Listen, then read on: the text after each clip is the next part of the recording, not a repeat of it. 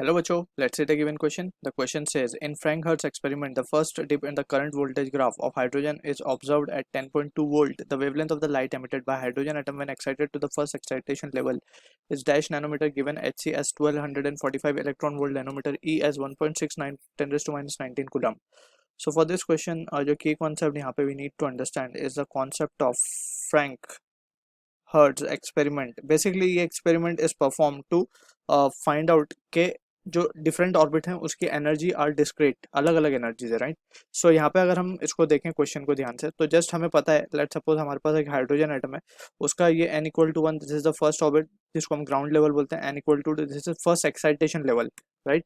n equal to 2 is what, the first excitation level. अगर electron यहाँ पे है and if it is de-exciting to its first state, तो यहाँ पे हमें पता है कि it will be transmitting an electro photon energy in the form of photon H new, और इस फोटोन की जो एनर्जी होगी that energy will be the energy difference between the two orbit, यानी कि n2 and minus of n1 होगा ये, ठीक है ना. अगर इसको n2 बोलते हैं इस ऑर्बिट को, और इस ऑर्बिट को n1 बोलते हैं, so this will be the case, right. अब n2 ये जो ऑर्बिट की एनर्जी होती है, बेसिकली हमें पता है it is minus of 3.4 electron volt, and इस एनर्जी इस ऑर्बिट की जो एनर्जी होती है वो होती है माइनस ऑफ 13.6 इलेक्ट्रॉन वोल्ट.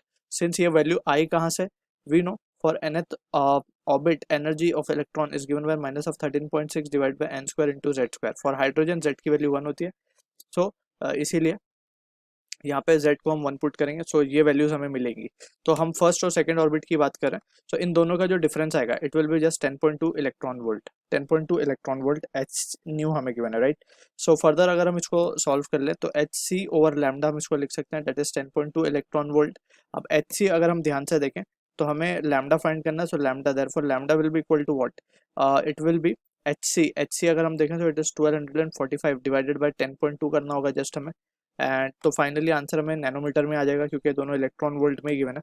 सो यहाँ पे अगर हम फाइनली इसको रिजॉल्व करें, so the answer comes out to be 1245 divided by 10.2, so this comes out to be 122.05, 122.05 and it will be in nanometer. So this is what the answer for the question we are getting. अब इसी को हम nearest integer में अगर ले आए तो it will be 122.